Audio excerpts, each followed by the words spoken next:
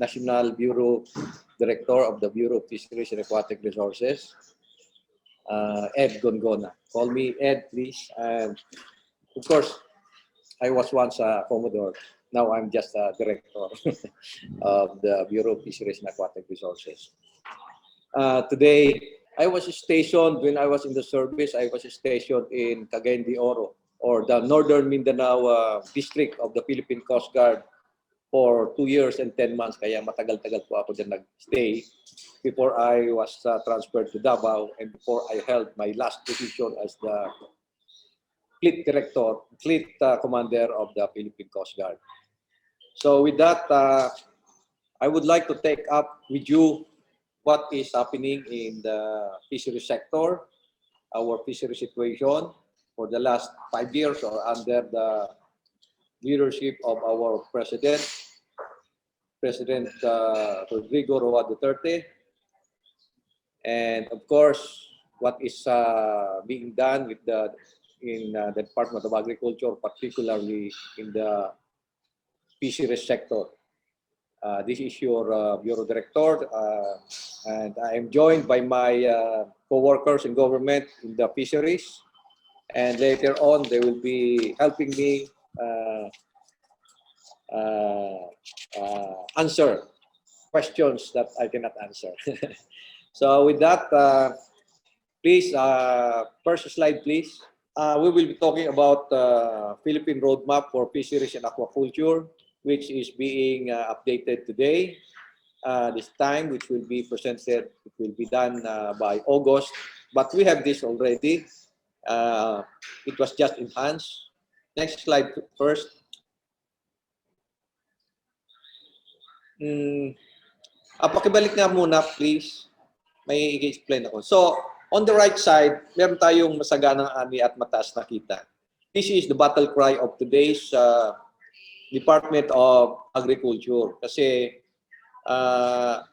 kailangan daw, pag mayroong ani, kailangan may value adding so that we can generate income and more jobs. And of course, value adding, marami talagang natutulungan. So, masaganang ani, mataas na kita. And the program right now of the Secretary of Agriculture, Secretary William Dolyantidar, yung vision natin na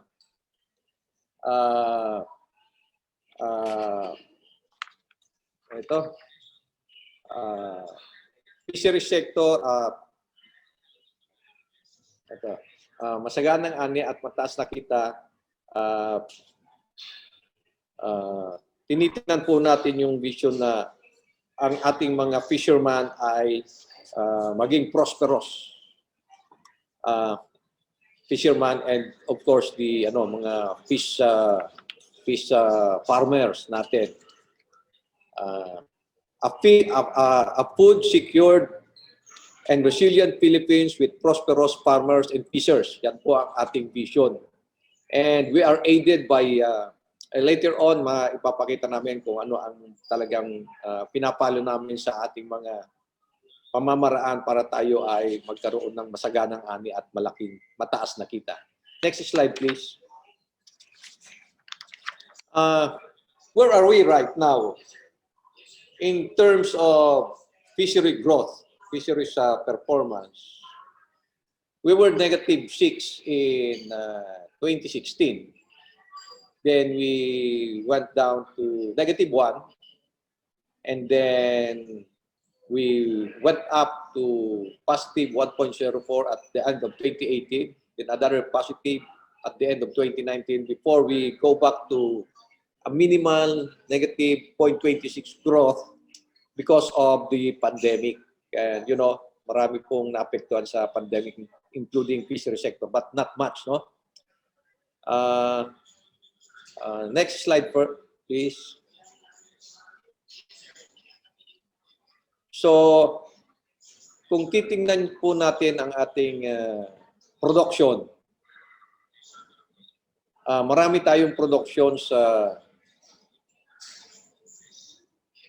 aquaculture, kasi dinidevelop po natin yung aquaculture. In our figures, if we can come up with growth of 2% every year.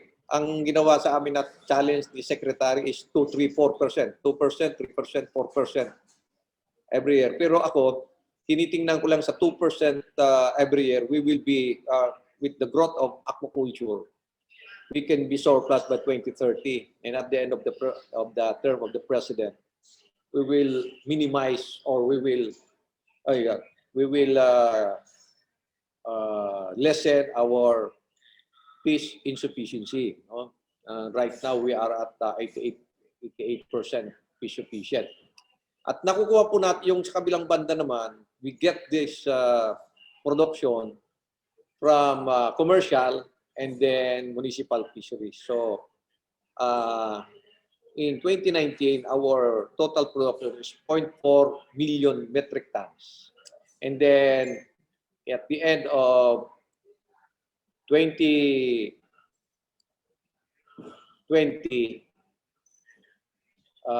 our production was 4.4 metric tons. And slightly na bumaba siya. So, our target really is to increase local production so that we can improve our sufficiency status when it comes to fish. And we have an average of 430,000 metric tons of fish that we import because we have processing plants, institutional buyers, and canneries that needs raw materials para tuloy-tuloy po ang kanilang utilization ng kanilang planta so that hindi tayo nagbabawas ng trabaho at pwede pang madagdagan. So pag may kakulangan, nag-i-import po tayo. Next slide please.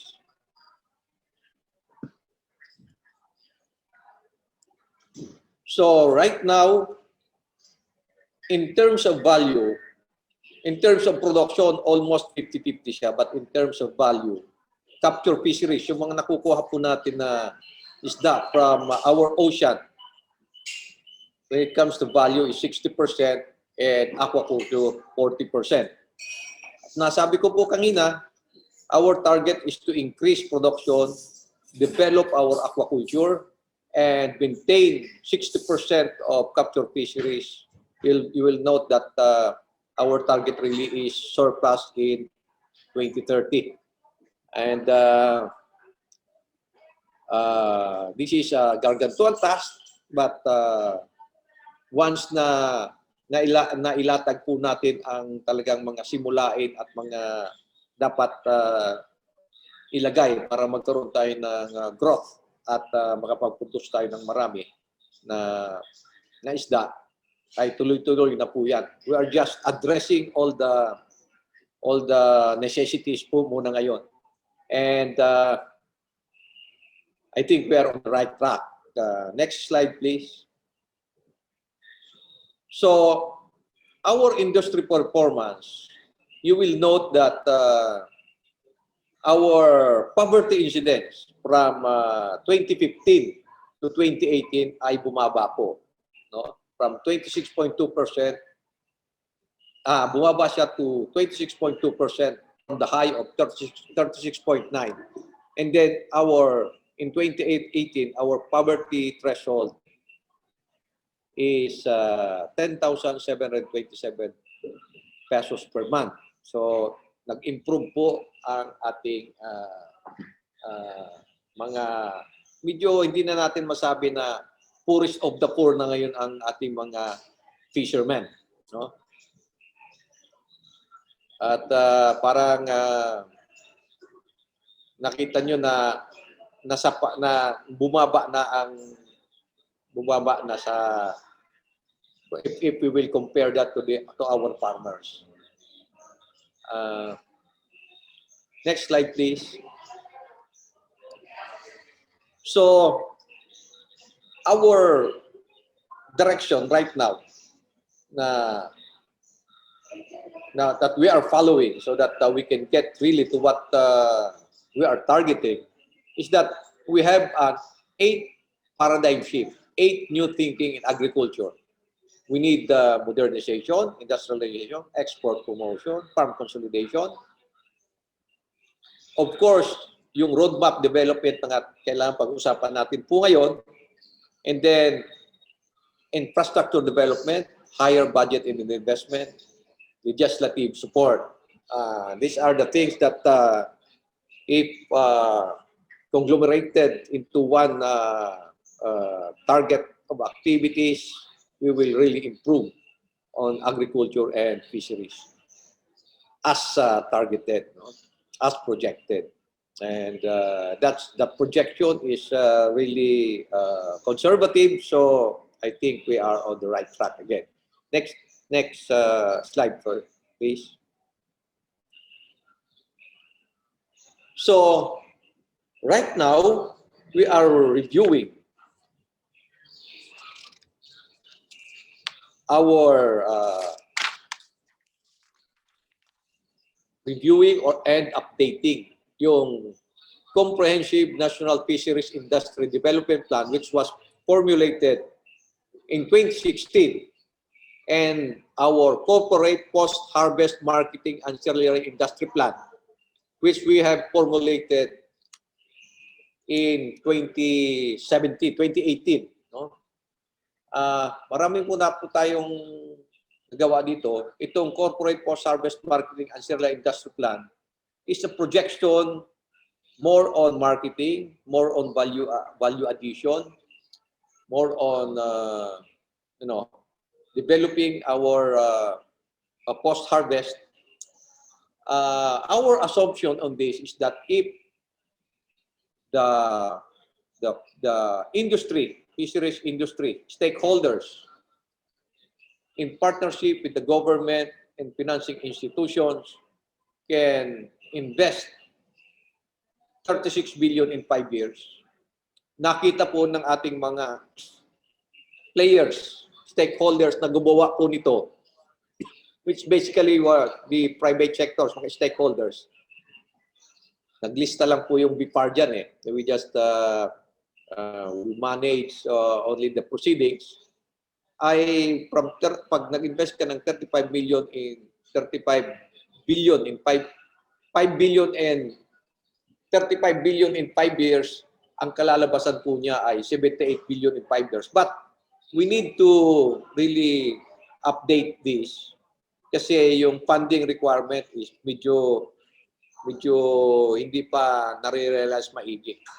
So, from that, right now, before August of this year, we can have the roadmap already that itong Comprehensive National Fisheries Industry Development Plan and Corporate Post-Harvest Marketing and Ancillary Industry Plan will be conceptualized, realized, and of course, put into action.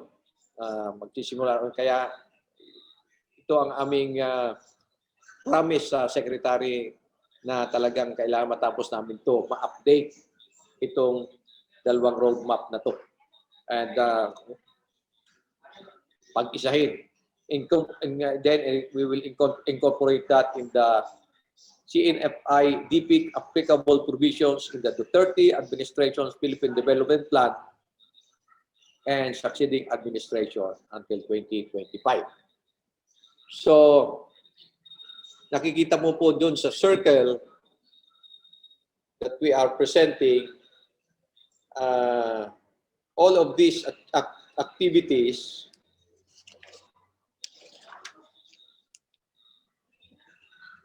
we are adopting the PDCI approach, which is to plan, do, check, and improve. It takes into account the ecosystem approach to fisheries management, where it considers the ecological and human components of ecosystems and their interactions. And as a systems approach, it binds integrated coastal management and ecosystem level perspectives grounded on the principles of collaborative and adaptive approaches.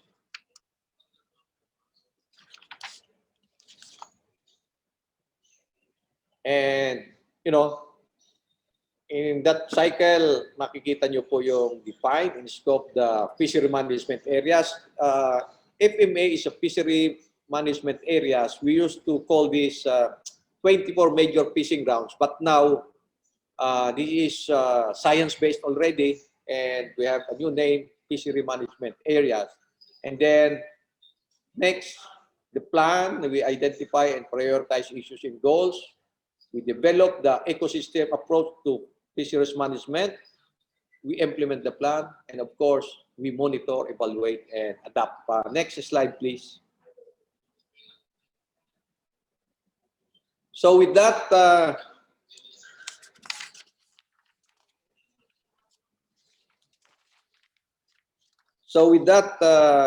for aquaculture industry, these are the major strategies identified and agreed upon by the stakeholders to include the private sectors and government agencies during the last National Food Security Summit held last May 2021.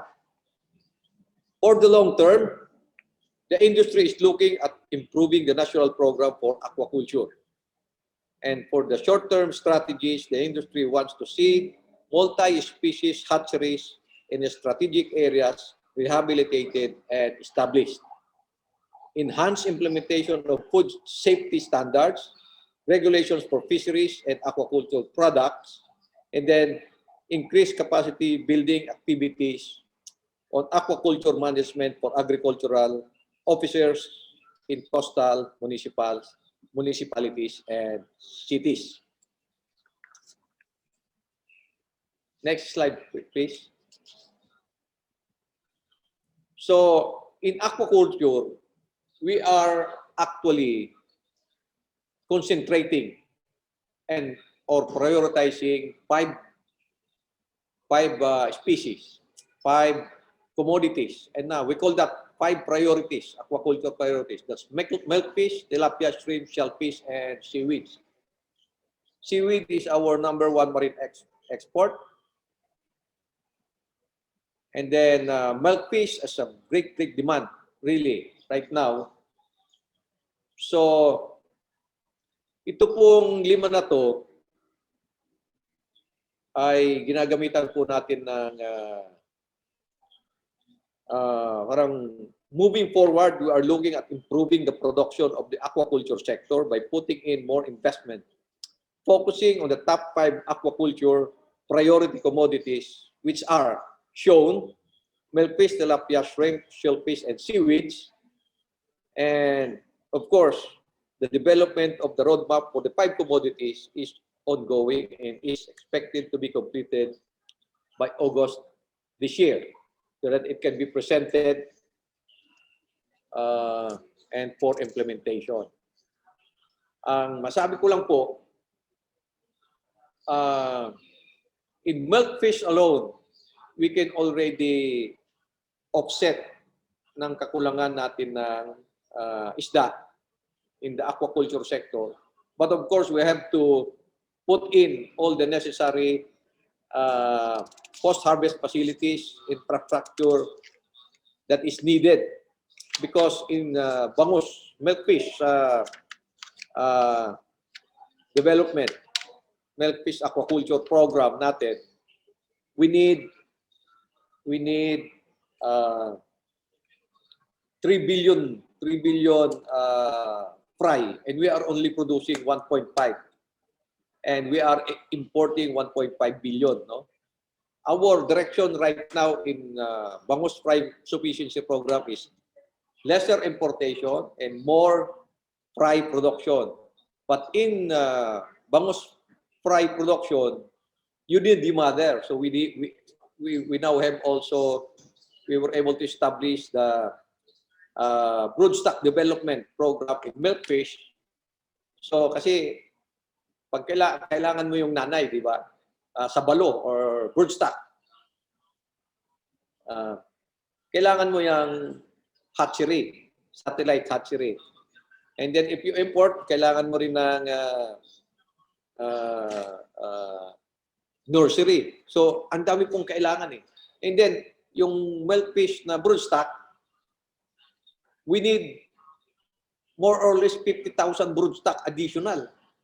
And procuring that alone, it may take sometimes because of, you know, one is one broodstock, one mother milkfish will cost us 20,000 pesos, no? But we are right now on we have made an additional 500,000 fry already for local production. We used to produce 1 billion only, now 1.5. But the demand on milkfish is getting really high. Sa local production pa lang kulang na. But and there are demands from other countries, especially Filipinos in Europe, Filipinos in other countries such as US and Canada. They are clamoring for milkfish coming from the Philippines. And so with the other priorities, tilapia is a part-third. Right now, what we need is the bigger products, bigger tilapia for value adding, so that we can, have more jobs. We generate jobs by having tilapia make into fillet. Parang ganun Kailangan natin value adding dito, so kailangan palakihin natin. But ang situation in the Philippines right now, milkfish in tilapia, maliit pa lang siya, nabibili na Kailangan kasi natin yung, in food security. We need to have food in our table. So when it is needed already, we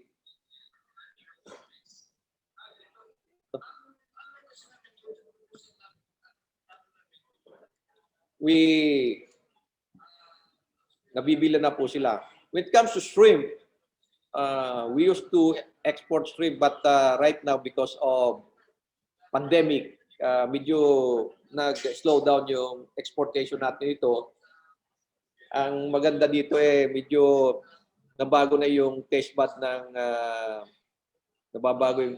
Pinoy. We call that, sabi ni Secretary, food diversification. Kasi nang hindi na nagkulang na yung export natin sa shrimp, kumakain tayo ngayon ng shrimp na bumaba yung presyo at ang daming production. Of course, shellfish and seaweeds, we are really getting into bigger targets of production. Yung roadmap contents dito is as shown. We have executive summary, rational, objective, industrial situation outlooks para maintindihan talaga ito. Analysis of the commodity industry. Ang priority natin dito is, of course, what is needed, what is being on demand, we should produce it. And right now, itong 5 species na to ay talagang in demand. Others are independent already. Yung private sector ay talagang nagpo-produce na sila, especially yung mga high value fish.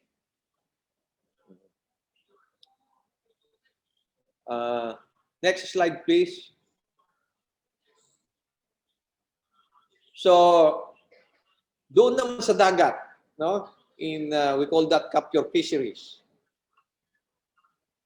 Marami tayong dapat gawin sa capture fisheries so that we can improve production.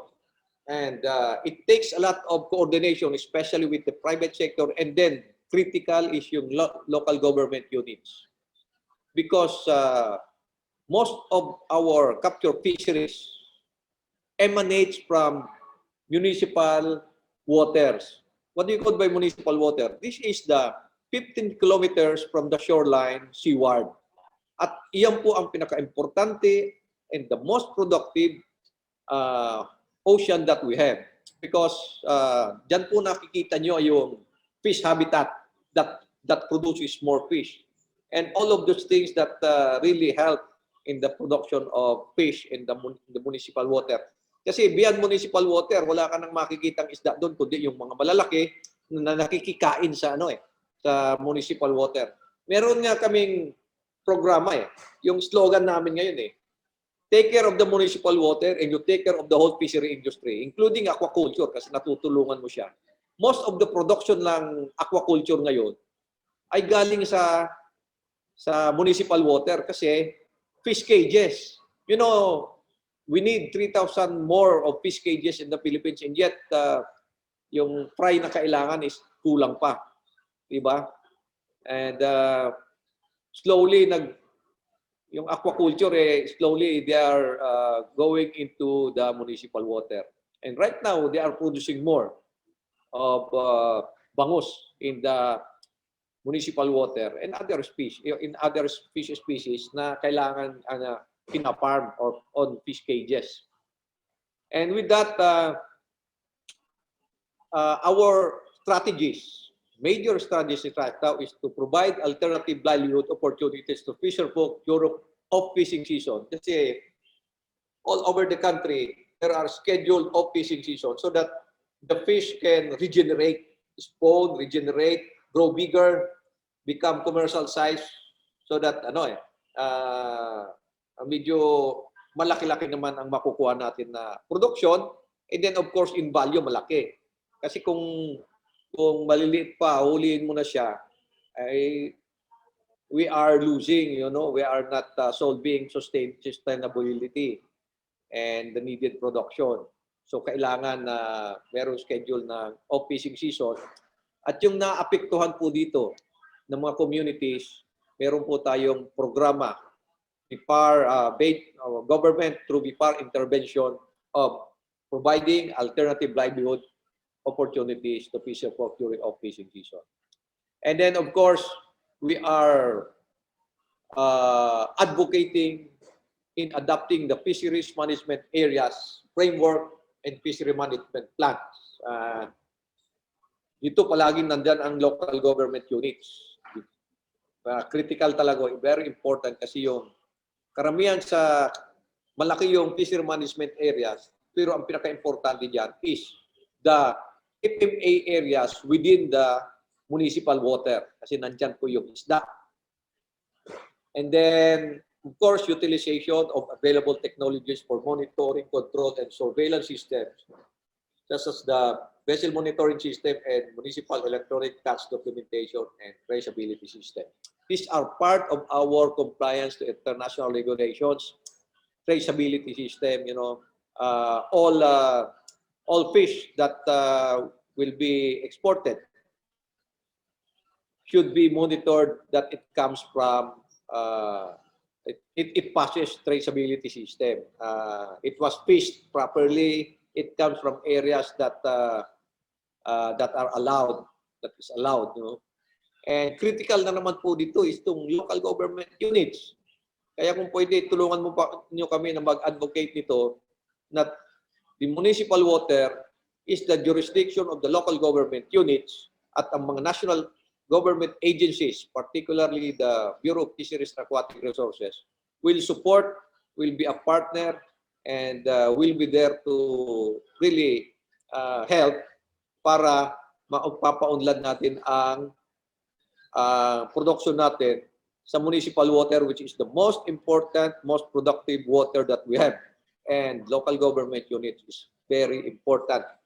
Sana yung mga local government units executive natin, yung mayor, governor, ay talagang pinapangalagaan ang ating municipal water. Kasama na sa mga ordinansa nila na municipal water is more important than the other, because municipal water can produce food. And right now, ang problema ng Pilipinas is food security. And we don't have to always import kasi there is no food security in importation, especially if that needs, especially when it comes to our basic needs. Isda ini-export, pinoproduce natin, and why are we importing, di ba? So kailangan alagaan natin na hindi na tayo mag-import o ma-lessen natin ang importation natin but our direction is more importation, more local production. And then those that are doing bad practices ay namomonitor nitong sinabi natin na monitoring, control, and surveillance system and the others na dapat na ginagawa namin, mga national agencies, and of course, yung local government units para we eliminate bad practices at sea. Meron nga kami ditong I've just reported this morning or this noon to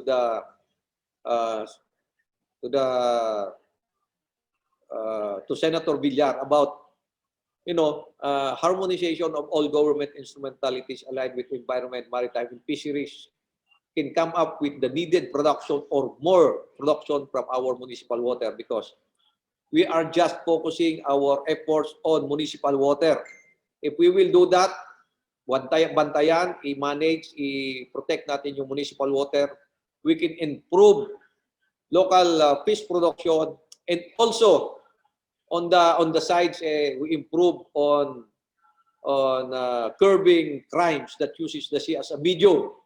You must know that ang lahat ng crimes na nangyayari dito sa atin uses the sea as a medium, and that sea is the municipal water closest to the land.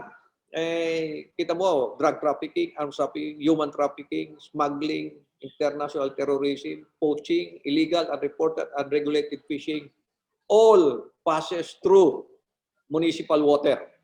Kaya nga, pag nabantayan po natin yung municipal water natin, ang dami na nating naitulong sa gobyerno, lalo na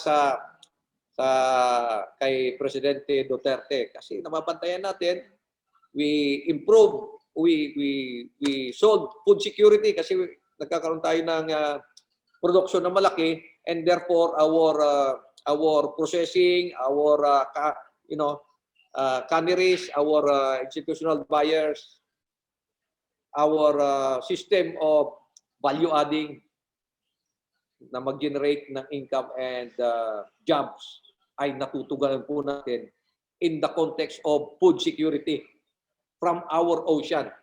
And then of course, number 4, we are finalizing the guidelines for the delineation of municipal waters with offshore islands. Ito medyo nagiging problema natin ito kasi nagkakaroon ng issues between municipal fishing and commercial fishing. My intention when I entered the scene as your BFAR director is to harmonize the relationship of these two sectors, the municipal fishing and commercial fishing. Kasi right now, palaging hindi sila magkaintindihan kasi the municipal fishing would say that municipal water is ours.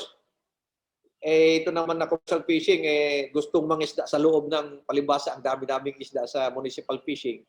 Dati naman na nangingisda sila doon, but because of Republic Act 10654, an act to deter, eliminate, regulate illegal, unreported, unregulated fishing, commercial fishing was driven far away from their fishing grounds, yung nang beyond 15 kilometers municipal water, because of conservation na rin, no? Conservation, preservation, sustainability issues.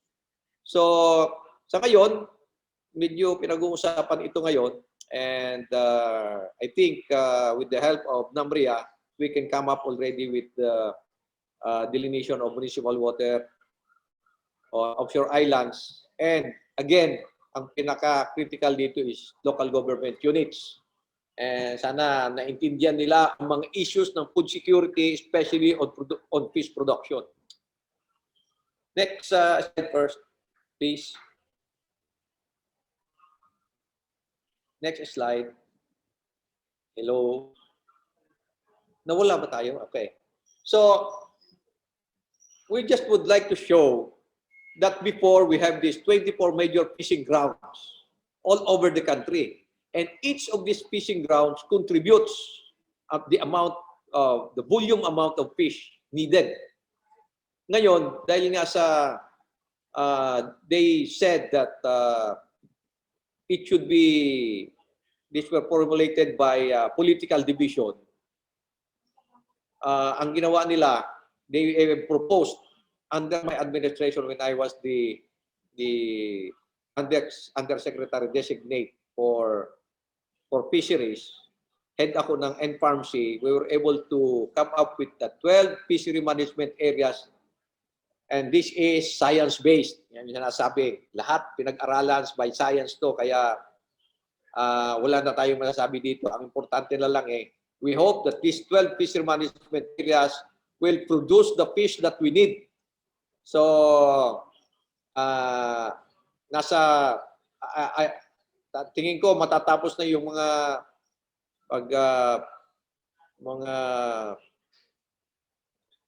yung programa dito sa fishery management areas, and yung iba na implement na, yung iba will be done within this year, and by next year or at the end of the term of the president, I think we are now fully operational.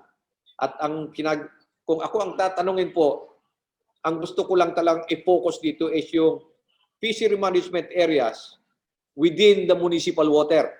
15 kilometers kasi yan po ang talagang most productive Dan natin muna to curb, to solve food security, to produce more fish, and of course, yung nasabi ko po kanina, that we are protecting our municipal water, and therefore, we are protecting also our land from crimes that uses the sea as a medium. Kasi harmonization of all government instrumentalities aligned with environment, maritime, and fisheries. Halos lahat na nandyan, yung DNR, yung AFP, yung DOTR, DA, DNR, lahat na po dyan. Even yung small entities under this department, tatanungin po natin sila kung ano ang kaya nilang bantayan dyan.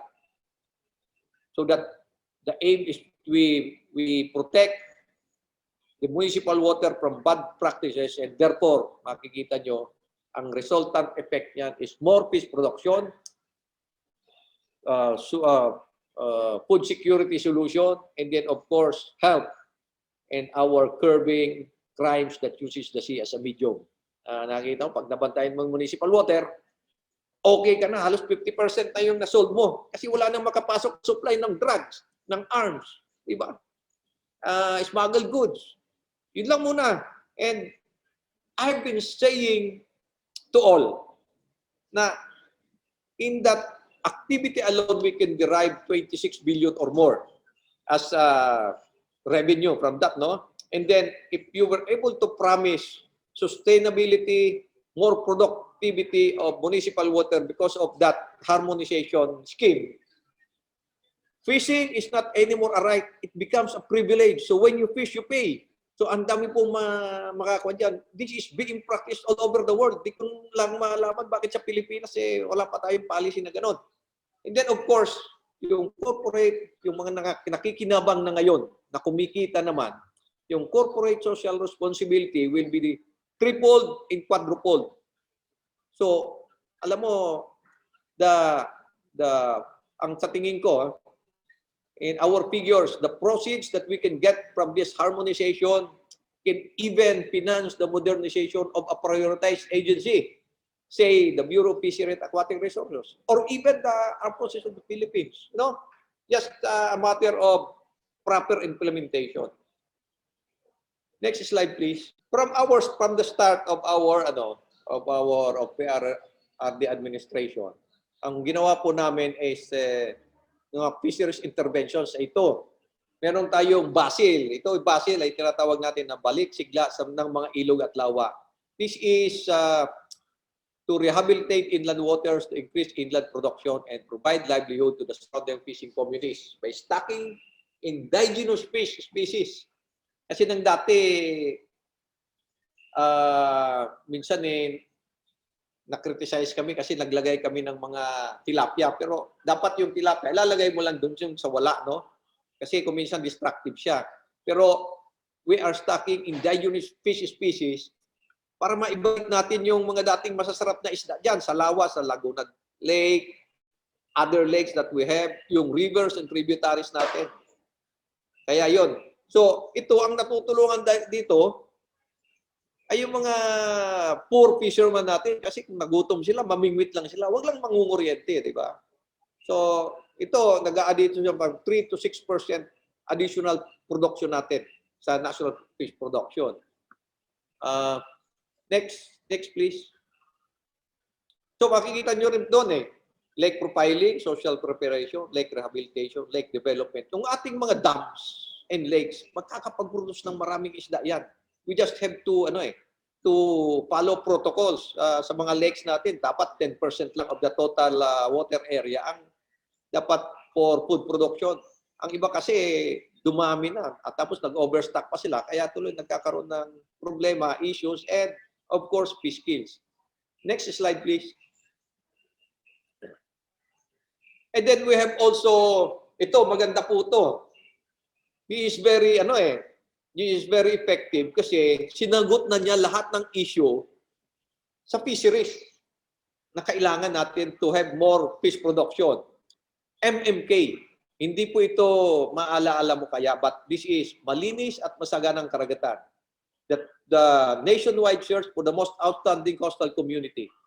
30 million pesos ang champion po dito. At 5 years na itong ginagawa po natin. At mayroon itong 5 criteria. Kailangan yung local government units must have marine protected area. They have clean ocean, no? Free of plastics, free of fluids, free of pollutants. They should have successful mangrove and fish habitats rehabilitation project. Yan, kasama na dyan lahat ng and then of course no illegal fishing, and then meron pa ditong ginawa na kailangan yung particular coastal community must have a 3 months of fishing season para naman yung particular species na maganda doon sa area niya ay natutulungan niya mag-regenerate, mag-spawn, lumaki. So, that 5 criteria alone addresses already conservation, preservation, sustainability, traceability, accountability among others. Kaya nga, dapat sumali yung mga coastal community dito. And of course, yung coastal community, the local government units, is very critical in the preservations nga, or in the sustainability, accountability. Kaya nga, ito sa hinihikayat namin yung local government unit na sumali talaga para lang ma-realize nila, ma-conceptualize nila how to get more production from our seas, make it sustainable, more production, and therefore more value adding, and therefore maraming trabaho. Lalo na ngayon, pandemya, ang daming umuwing mga ang daming umuwing mga OFW, and of course yung locally stranded individuals, walang ginagawa dito sa Metro Manila. Tumulong po kami na pauwiin sila. And then anong gagawin nila diyan? We believe that agriculture and fisheries can start giving them jobs through this project, no? So I hope yung mga local government units nito ma-realize lang, ma-conceptualize nila to. Sumali sila sa malinis at masaganang karagatan. 30 million pesos ang price nito sa coastal community. I hope tulungan niyo po kami, mga taga Ateneo, na mahikayat natin na sumali ang ating mga local government units dito. Next slide, please. And then, of course, yung production side natin, we produce fish through capture fisheries sa dagat and then aquaculture. Pero, on the other hand, kailangan i-balance natin ito ng namomonitor natin at we lessen, we eradicate bad practices at sea, gaya ng illegal fishing, use of active gears, and of course, regulation sa aquaculture. The use, following proper protocol or good aquaculture practices really will improve fish production and our counterpart also with capture fisheries. Marami na po kaming nahuli na nag-illegal.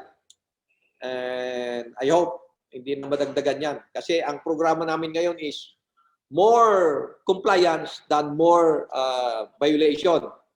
Pero pag nag-violate ka, huliin ka. Pero tinuturuan namin yung mga potential violators na mag-comply. And then we give them interventions na para hindi na sila bumalik sa dating bad practice na yun. Next slide, please. So ito ang aming mga ang aming mga apprehensions on violations of fishery laws. Medyo in 2021, lalaki pa to. Hindi pa tapos eh. Pero ibig sabihin, pag lumiliit na siya ang violation, gumaganda na yung trabaho ng mga harmonized, yung mga enforcement agencies natin, the police, the Coast Guard, the Navy, AP, DNR, and the others. Ibig sabihin, natatakot nang lumabas yung mga bad elements. Kaya lumilit na siya. Kasi, you know, talagang malaki ang fines dito. And next slide, please. So, our ways forward, sabi nga ni Secretary, strong partnership and collaboration with relevant stakeholders to establish the following priorities. 1, aggressively develop aquaculture. Ginagawa po natin yan. Ensure the rehabilitation of fishery and aquatic resources. Ginagawa at gagawin. Yung iba, developing the required post-harvest infrastructure. Napaka-importante nito kasi the need for ice is very important in every island. Kaya doon nga sa mga island, dati ang ginagawa namin, nagbibigay kami o nagpapautang ng panggawa ng ice making machine. 1 tonner, 2 tonner, 5 tonners, parang ganon. So that before it is being transported, the fish is preserved, and when it is being transported to other place, the same quality na nanggaling sa doon sa pinanggalingan niya ay pareho, di ba? So kailangan natin mga post-harvest facilities, and therefore, and also reefer vans, cold storages, yun ang mga kailangan natin eh. And modernized, more efficient boats natin. Kasi ang mga boats natin ngayon, walang fish hold. Yung mga, there are issues that we should address. Kasi yung boats natin sa municipal water is 3 gross tonnage lang. And then, kulang sila yung, sa dami ng isda, lulubog siya pag hindi siya equipped ng dapat na gawin. So we have to develop, we have to make our boats more efficient. And we are actually recommending that boats that ply in the municipal water must be more than 3 gross tonnage, at least 10 gross tonnage, para naman when you catch fish, medyo marami ang makakatch mo, modernized, more efficient. And sana payagan, no? Because right now, international regulations, ang gusto nila mangyari, we should not add effort. We should add only efficiency. Adding effort is like this. If there is 100 kilos of fish in the sea, and your boat can only catch 50 kilos, ang solusyon natin, another boat, di ba? Another boat that can catch that remaining 50 kilos. That's adding effort. Ang gusto mangyari ng international regulations is, para makuha mo yung 100 kilos na yon, with just one boat, you make that efficient, di ba? May fish hold siya, may solar power, dapat ganun eh. At malaki yung fish hold niya, more ice na dala-dala, and all of those modernization na kailangan para lang makuha niya yung 100 kilos na yon by one boat alone. And that's a challenge, pero kaya po natin yon. Another thing is, we maximize both domestic and export market potential. Ito, importante ito. But how can you do that? You must have more production. Kaya nga, ang more production natin na makukuha while we are developing aquaculture, kailangan yung capture fisheries natin mag-contribute ng malaki. And we can only do that by taking care of the municipal water. Alam nyo na, even the tuna, nakikikain yan. Migratory fish ang tuna. The most sought after fish in the world is tuna. And they thrive on municipal water. Nandyan yung pagkain nila. Anong pagkain nila? It's galunggong, it's mackerel, it's tulingan, alumahan, small fish. Pagkain nila yun. Eh kung mayaman yung municipal water mo, dadami yung ating mga small pelagic ang tawag namin doon, dadami yung mga galunggong dyan, dadami yung small pelagic, eh lalapit na ngayon dyan yung mga tuna, makikikain doon sa municipal water. Pag nangyari po yun, at nangyayari yun ngayon, it becomes less dangerous and less costly ng mga tuna fishers natin. Kasi yung isda, bago mag-migrate sa other place in search of food and temperature, catchable na, malaki na. Dahil mayaman nga yung municipal water mo, madaming kinakain siya doon. Hindi yan naalis hanggat marami kang kinakain. Diba? Okay, next. We are of course expanding research for development and extension. Research and development and extension. Yung fisheries, hanggang barangay ang extension services namin at i-improve, i-enhance na lang yun. And of course, we support the PAPIS. Yan sabi ng Department of Agriculture, Provincial and Agriculture Fisheries Extension System. We support that. Of course, kailangan tulungan tayo ng ating mga legislature. Kung pwede, yung mga iba sa inyo, pakiusapan o kaya lay down the grounds na talagang kailangan ng agriculture and fisheries ng legislative reforms, revisiting the existing regulations and laws, and of course, funding. Next slide, please. Next slide. With that, we're open for questions and answers, and my BFAR team will really eager to answer that. Thank you very much, and God bless. Okay, thank you so much po, Director Ed. So, sir, marami-rami na po kaming questions na nakahanda sa inyo. And of course, are you ready na po ba sa ating open forum? Yeah, okay. We are ready. Now, let's go to a question from one of our Facebook user and also a faculty here in Xavier University from the College of Arts and Sciences and my teacher ko to noon sa RS from Sir Adlay Valledor. First question niya po, would you consider adding more aquaculture commodities like pompano, lapu-lapu, and ahaan? Yeah, actually we are doing that, no? But these are high value fish na kayang-kaya na po na yung private sector na ang mag-develop nito.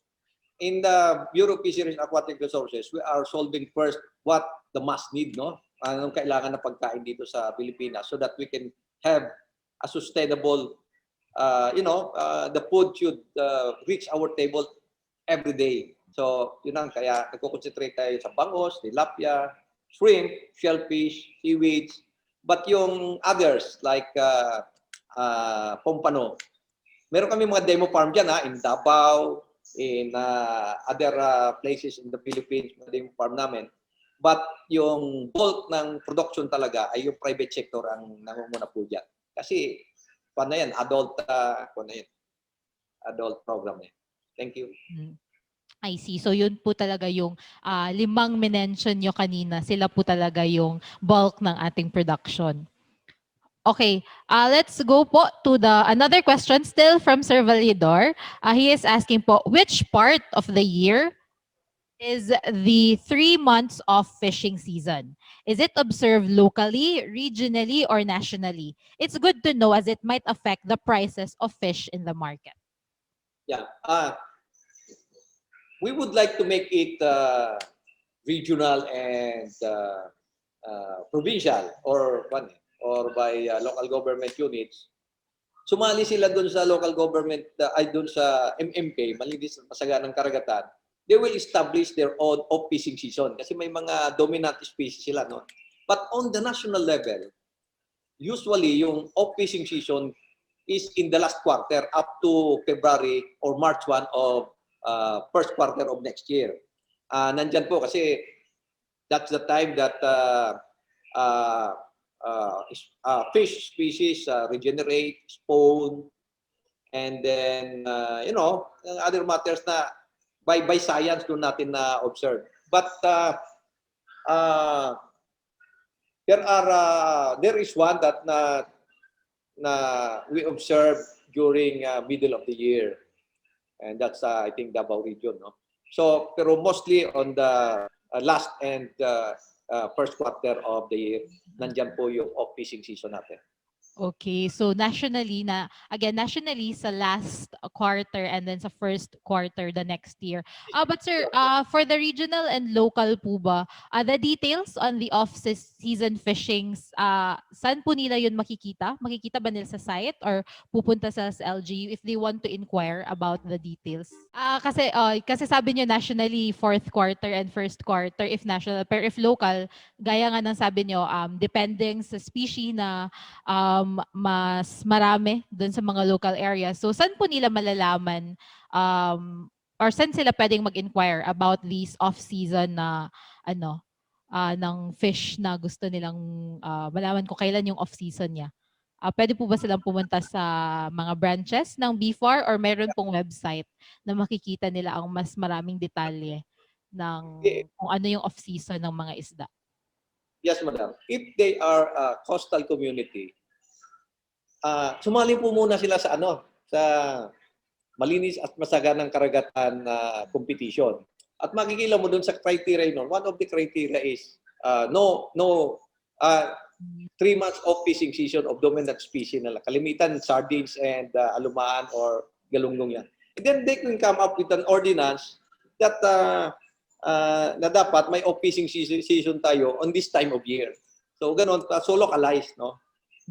I see. Thank you so much, sir, for clarifying that. No? And of course, to our viewers, please take note of that, especially to those who are living in the coastal area. So, yun, we encourage you then na sumali kayo sa MMK para mas marami kayong malaman at marami kayong, maraming kayong makukuha sa programa na ito.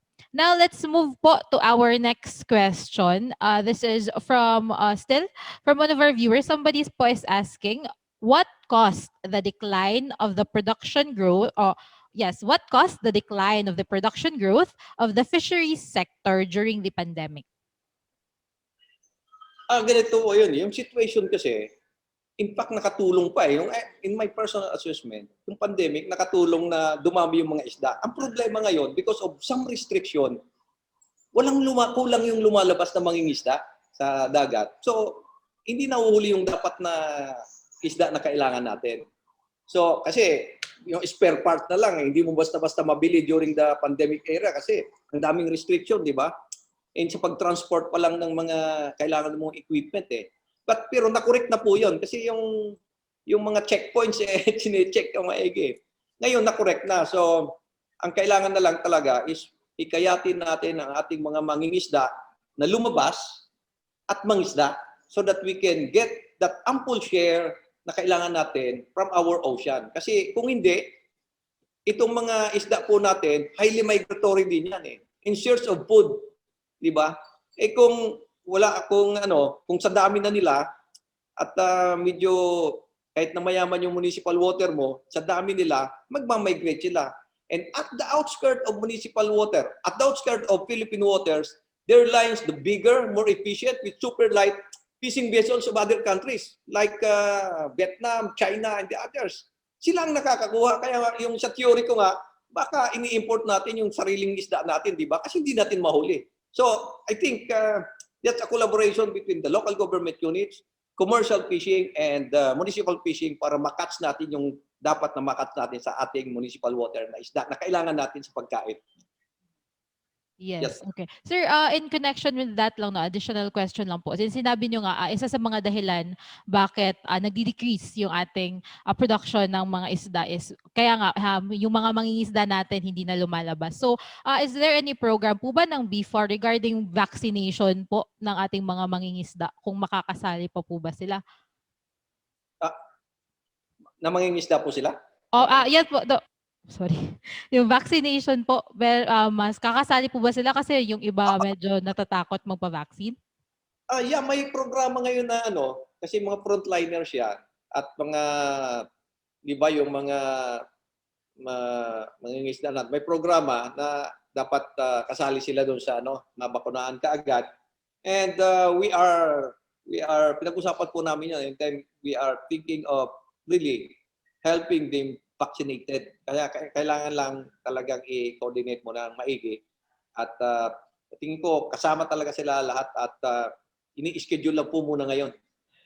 Vaccinated na ba kayo? Oo nga. Opo. So yes, yun nga, we are encouraging, no? Especially sa ating mga mangingisda kung meron mang nanonood, if there are anybody watching na mga mangingisda or may kakilala mangingisda, yun, hikayatin natin sila para rin mag-increase yung ating production sa ating fisheries sector. So now po, let's go to our next question. This is from Facebook user Reynald Hi from Central Philippine State University, San Carlos Campus. So nagtatanong po siya, Sir, ask lang po sana ako about hito farming. Kung malaki ba ang demand nito? Follow-up question din po, may support po ba dito ang pamahalaan like loan and training system sa mga balak maghihito? You know, okay. Ipapasagot ko yan sa iyo, pero from my own experience muna. Right now kasi in Mindanao ang laki-laki ng ng demand ng hito, no? And we have there also some hatchery, no? At ini-encourage nila na mag-hito farming doon. And I myself, may maliit ako na farm, linagyan ko ng tilapia saka hito din. And I think there is demand really for hito farming. And the BFAR can come up with technology transfer, no, turuan ang mga gustong mag-venture dito sa fish farming ito. But that can be elaborated by our aquaculturist. Anybody from BFAR who can answer that?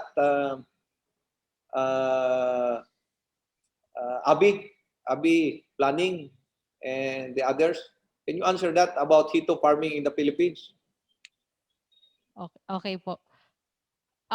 Yes, regarding that po, no, regarding the details, sir, sa sinabi nyo nga from BFAR, meron po ba, pwede po ba nila itong makita sa kanilang website, website po ng BFAR if ever, about hito farming technology, meron po ba silang makikitang mga materials doon? Yeah, okay. We can give that on our so that in our website, no. Kasabihan ko ako yung mga staff para including yung yung loans na pwede yung ma-avail dito sa Department of Agriculture. Actually, when it comes to food production, may mga protocols na lang susundin kayo. Pero ang nakikita natin is no collateral, no interest, payable in 5 to 10 years pa. Ang kailangan lang talaga, mag-produce kayo, di ba? So when it comes to fisheries, mag-produce ka ng napakaraming hito, mag-hito farming ka, and you can avail of all those loans na kailangan lang. And of course, bago ka mag-avail, you come up with an association. Most particularly, kailangan maging cooperative ka. Cooperative yung association nyo para talagang makapag-avail ng mga grants and loans na pwede dito sa Department of Agriculture. Okay. So yes, that is a very good opportunity, no? And Sir Ed, if ever po, pwede rin yung i-email sa amin yung mga materials kung okay lang sa inyo para rin ma-share namin sa ating mga viewers. Kasi meron na kaming mga email nila, especially dun sa mga interesado talaga. So yes, we can help din po to spread the news to them. So yes, and we would gladly help po. So pwede lang i-email sa amin. Alam niyo po, ganito we are encouraging the youth to go into agriculture and fish farming. Alam mo, yung average age ng ating farmers and fishermen 58 years old na ngayon. In 10 years, wala nang magpapakain po sa atin. So, we are encouraging the youths, the students mag-take up ng agriculture and fishery courses. Yes. You know, nandyan po yung kung akong tatanungin nyo, kasi na-experience ko na yan, nandyan po yung mga kailangan nyo, nandyan po yung pera sa agriculture and fisheries. Ang kailangan lang natin i-modernize siya.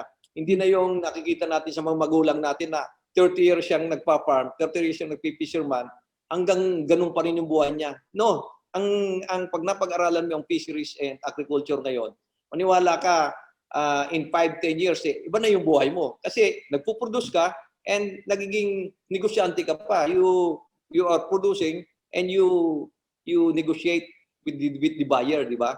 Ang direction po natin ngayon is that the Farmers Association should be the owner of the conveyance that bring the products from the farm to the market.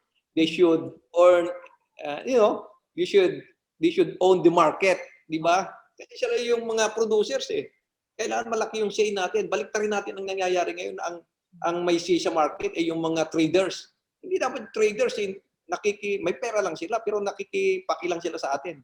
Dapat tayo producer-trader tayo. We eliminate the in-between. And talagang ang resultant yan is happy farmers, happy fishermen, and happy consumers.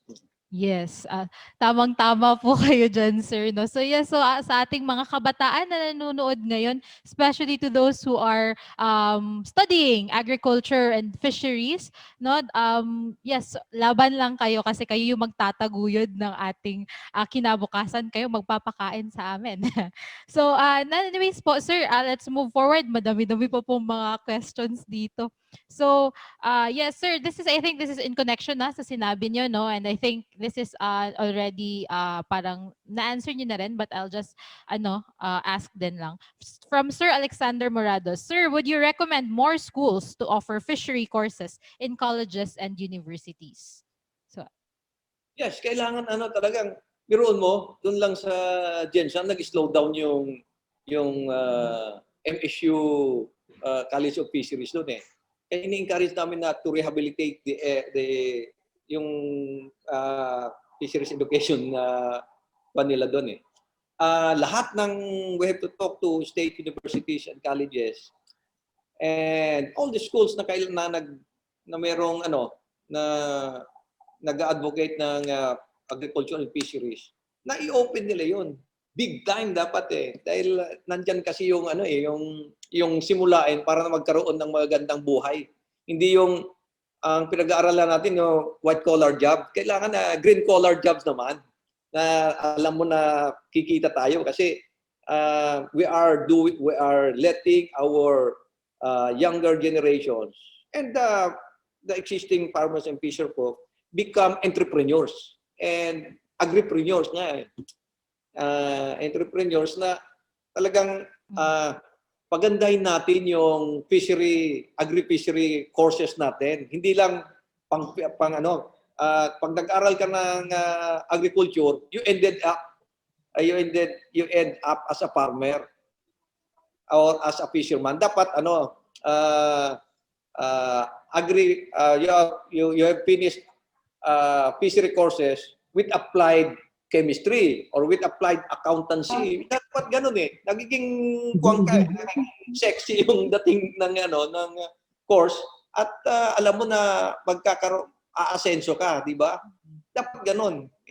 Gawin natin na hindi na lang agriculture para maging farmer ka. Ngayon, pag naging farmer ka naman, yung farmer na nakakotse, ibig sabihin, yung farmer na alam mo na may direction yung kahit na yung mabubuhay mo yung pamilya mo in farming, di ba? Become entrepreneur, agripreneur, naging ganun ka eh. Yes, madam. Thank you. Yes, thank you so much for that, sir. Now let's go to the next question, still from Sir Alexander Morados. He is asking po, what can you suggest to fisher folks organization in the rural areas of the country in terms of value adding their fish products during this pandemic period? Ganito.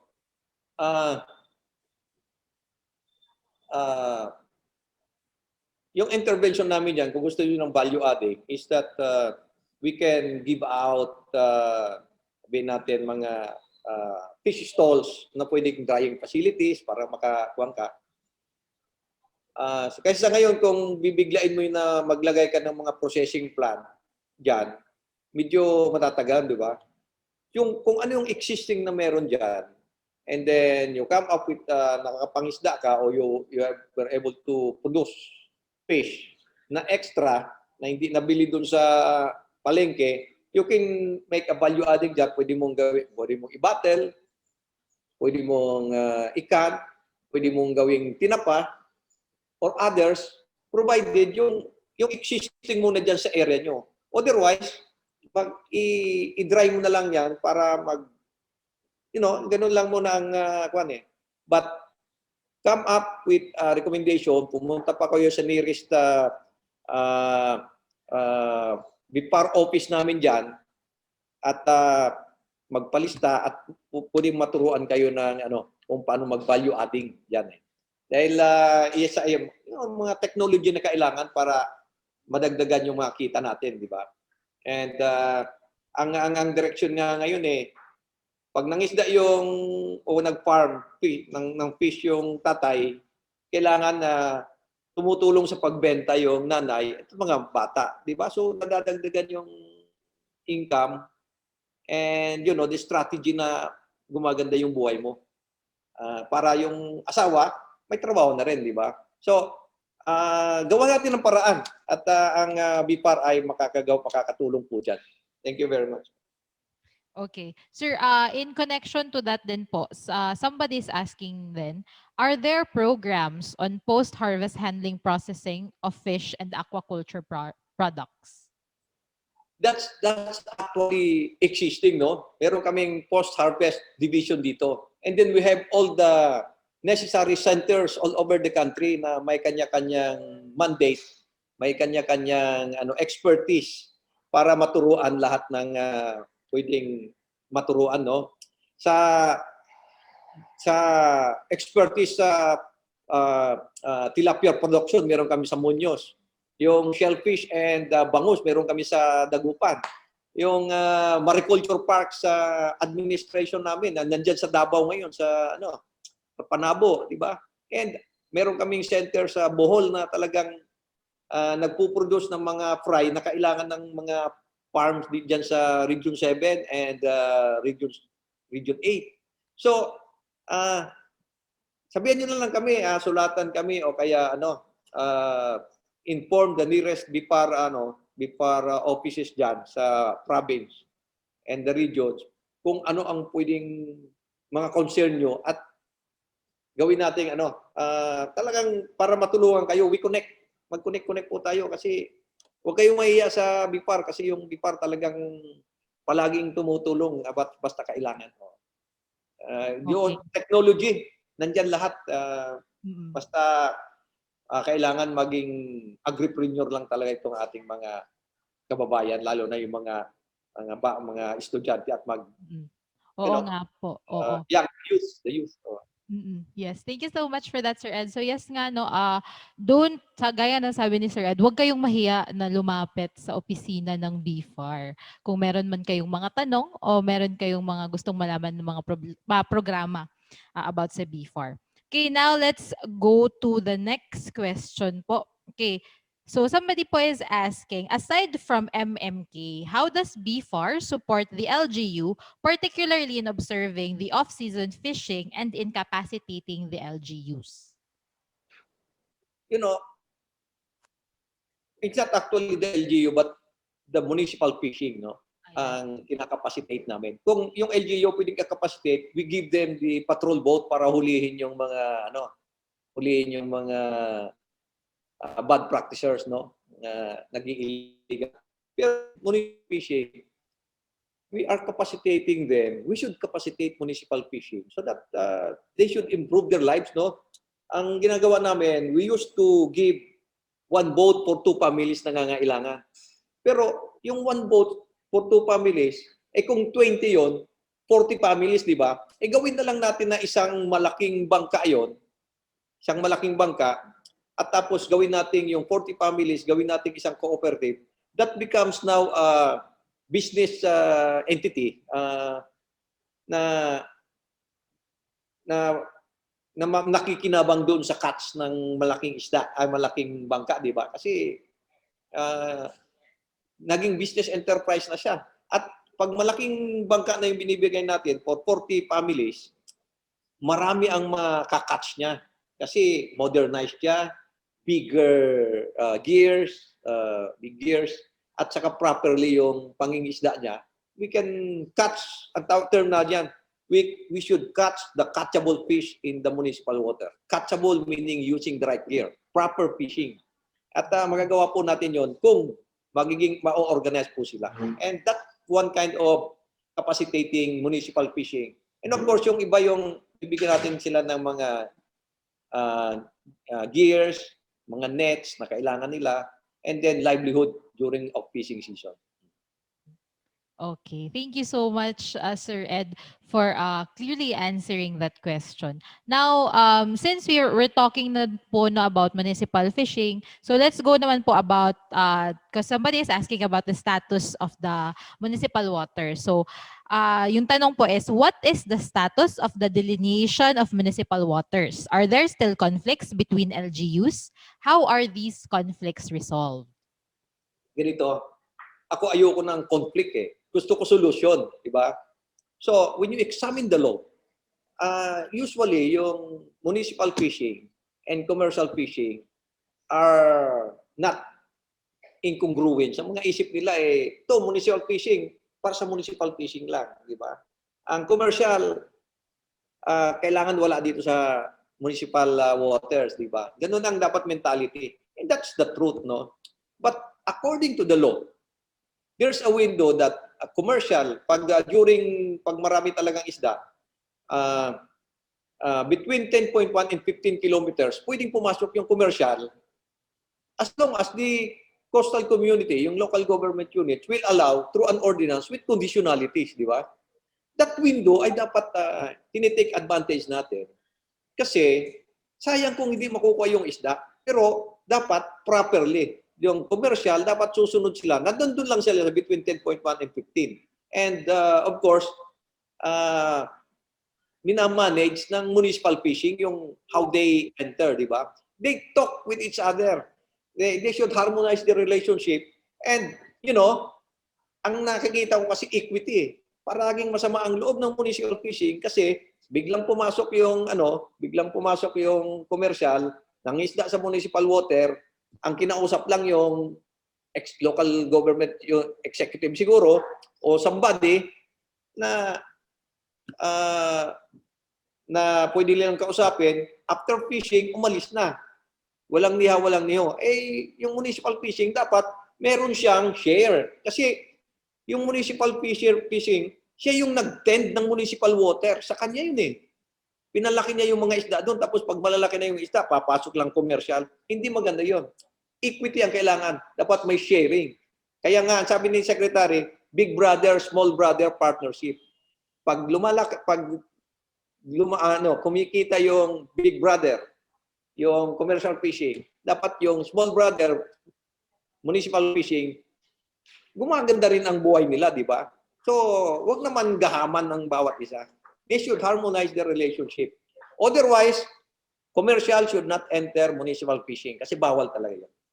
Without that ordinance. Okay, thank you. Yes. Opo. Thank you so much for that, Sir Edson. Yes. Any additional po? Pag may tanong sa aquaculture, tatanungin natin si Dr. Mark Garcia. Yes po. Ito siya ang mag-sagot niyan kasi expert namin yan.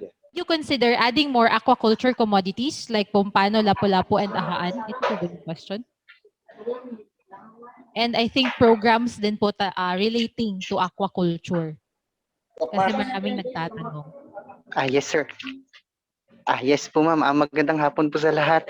Ma'am, actually, we have programs on aquaculture. Ito po yung mga livelihood projects natin, itong mga techno-demo projects natin.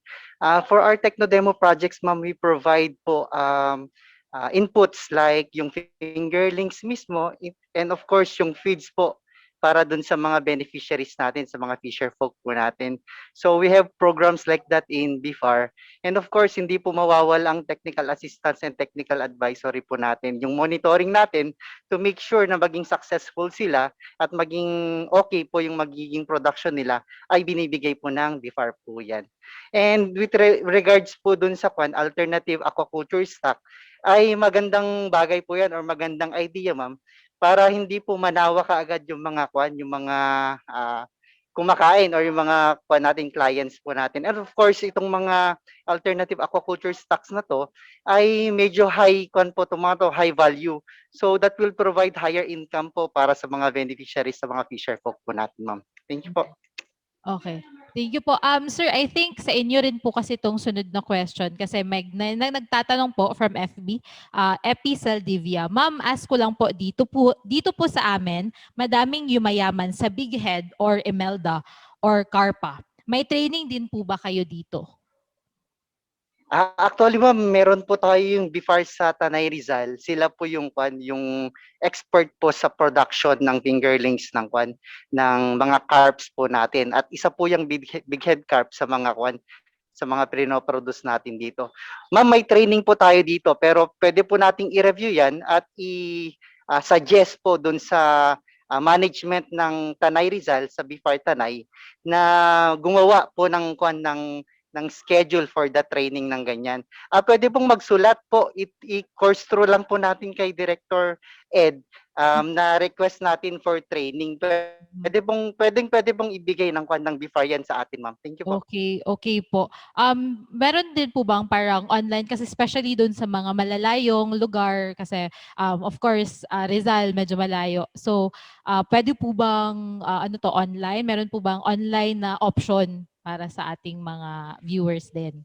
Of course, yes ma'am, of course ma'am. Ngayong panahon po ng pandemic, yan po yung pinaka-in ngayon.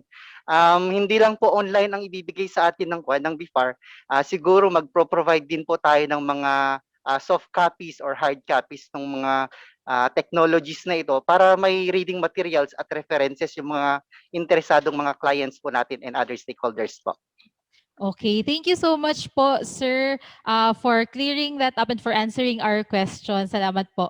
Okay, so now let's go to our next question. Since I think on meron din si sir, so depende na lang kung sino yung mag-a-answer nito, no? So Sean Ivan Derbade, the second, nagtatanong po siya, good day po, do you have any recommendations po? Where can we have free trainings and seminar for agricultural fisheries? So overall na to yung tanong niya. Pwedeng sagutin to ng mga kuha namin. Pero ako dito, meron kaming programa, yung Fisyalan. No? Mhm. All our centers is parang Fisyalan yun, parang tourism area. Yung programa namin yan, pag pumasok ka doon, after some time, makatapos ka makaikot, ang dami mo nang alam sa fisheries. Yun ang programa talaga namin na. So, they can go to any centers that we have, or even yung mga regions. Ganun po yung aming mga programa ngayon. Okay. And especially on urban aquaculture, no? Aquaponics. Meron kami mga modelo dyan na pwedeng pag-aralan nila na pwede namin isabi. So, with that, I think some of our experts can answer that question. Okay. Dagdagan yung mga sinabi ko. Please, kung sino man. Thank you. Okay. Okay, so sa mga Sige po, sir. Yes, sir. Tama po si Sir Ed po regarding dun sa fisyalan natin. Actually, 2-in-1 po ito. Yung fisyalan, pinaghalong fish, it means isda sa pasyalan na pook kung saan pwede tayong mag-recreation. So, ang maganda po rito, may mga walk-in po kasi tayo. So, hindi lang po sila na-recreate dun sa area, kundi binibigyan na rin po natin sila ng orientation habang nandun sila sa fisyalan projects po natin. And of course, yung mga walk-in clients po natin na bago lang sa industriya ng pangisdaan at aquakultura, ay pwede po silang lumapit sa mga regional offices, pati sa mga facilities natin, sa mga technology outreach stations natin, and including yung national centers po natin. So open naman po tayo na pumunta para mag-inquire sa mga pangangailangan natin tungkol po sa aquaculture and fisheries po, ma'am. I see. Sir, additional lang po, ano po ba yung mga requirements na kailangan nilang i-prepare if ever po gusto nilang kunin tong programang to?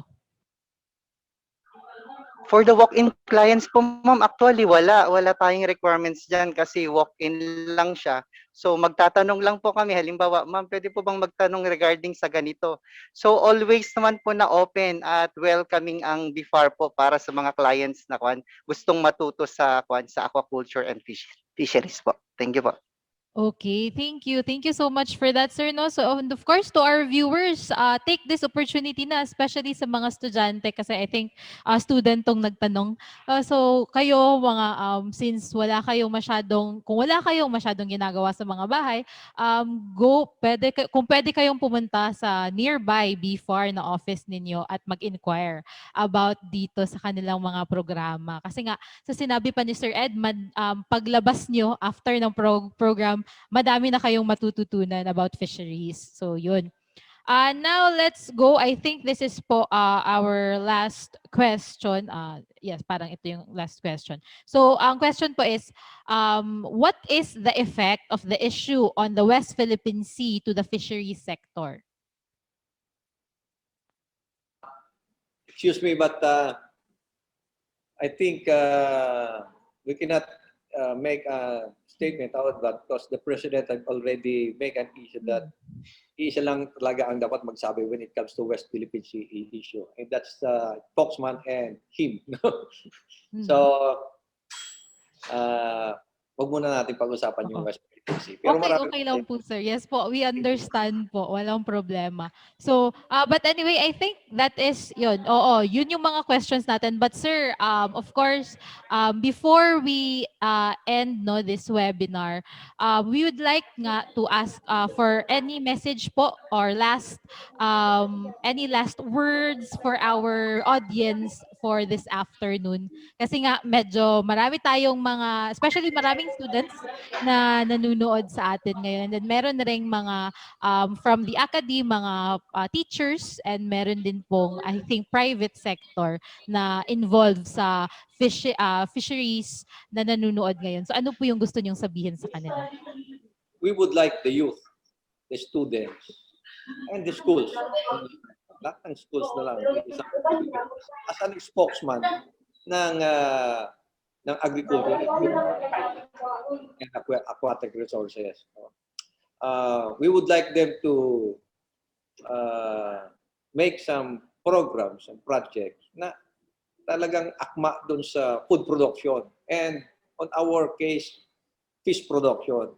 At sana maging spokesman din namin sila, extension ng mga ginagawa po namin na sa MMK, malinis at masaganang karagatan. Kasi yung 5 criteria doon ay talaga nag-a-address na ng mga magagandang bagay like conservation, preservation, sustainability, among others. No?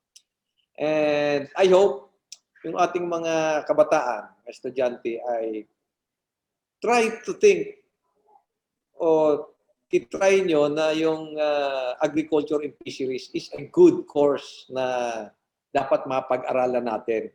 Kahit na lawyer na kayo o kaya accountant kayo, mag-aral pa rin kayo ng agriculture and fisheries. Kasi darating ang oras, marirealize na yung pagiging lawyer natin is just a byproduct or extension ng pagiging farmers natin because modern farming really would contribute a lot to the household. Pwede kayong yumaman doon eh. Maging agripreneur kayo, maging owner kayo ng isang farm na nagpuproduce ng kailangan natin. And therefore, you are helping the country solve food security. Sa ngayon, pinaka-importante po yung lalo may pandemic. And of course, our country is belong to a certain level na nangangailangan ng pagkain among others dito sa world. We used to export. Kailangan ibalik po natin yon.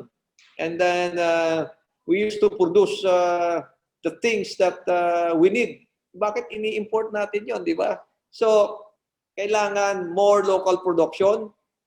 And of course, the government and the private sector partnership, kailangan maproduce natin yung kailangan natin na post-harvest facilities so that our agro-fishery industry will be going forward. Parang ganun eh. Partnership lahat tayo.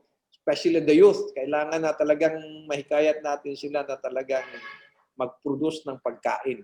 Venture into agribusiness na kailangan. And masabi ko lang talaga, ang dami naming scholarship program. Ang dami naming naging scholars. And sana mag-take up sila. Tingnan din pumunta sila sa nearest fishery office namin, BFAR office. at mag-inquire sa pagiging mag-take up ng yung mga gusto maging scholar ng ng BFAR. Dami na namin po yung na-graduate na ganyan. And we are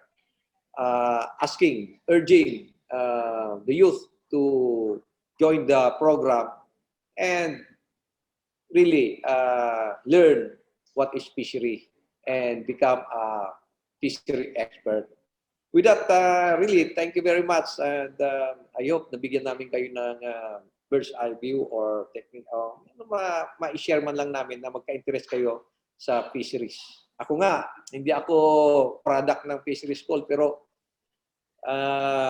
immediately na pag-aralan ko kung anong fisheries. And food production, really, fish production, in our case, is more important than the security issue na kailangan natin. Sa ngayon, kailangan na yung food security is a part of the bigger security na kailangan natin, vital part. So kailangan pakainin muna natin ang buong country so that we can think in the right direction, maisip natin yung tama para sa ating country. Pero busog yung ating katawan, and therefore yung isip natin ay palaging active, di ba? Kasi naman magutom tayo, nagre-rely tayo sa other countries for our food.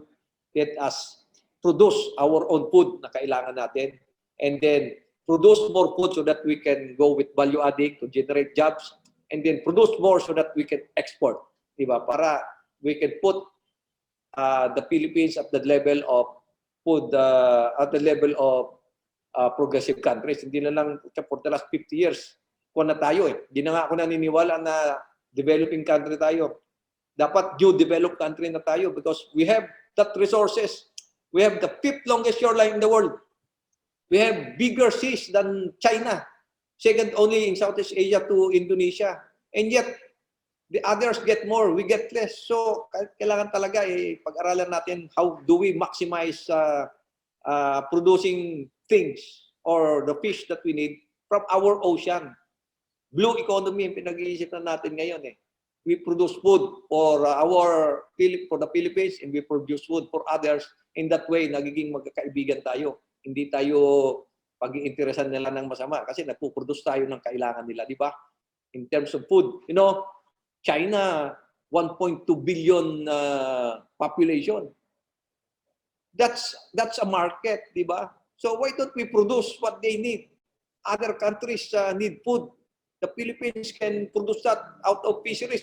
We are one of the top producers of tuna in the Western Central Pacific Fisheries Commission.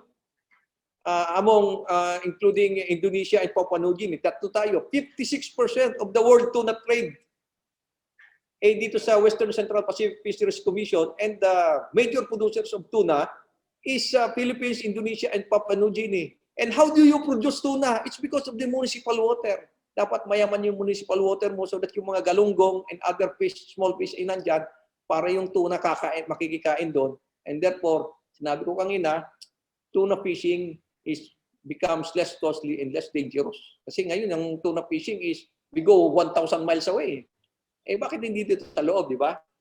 What ang kailangan natin is pag-usapan yung municipal fishing, pag-usapan local government units, and national agencies concerned to take care of the municipal water. With that, thank you very much. Really, good afternoon.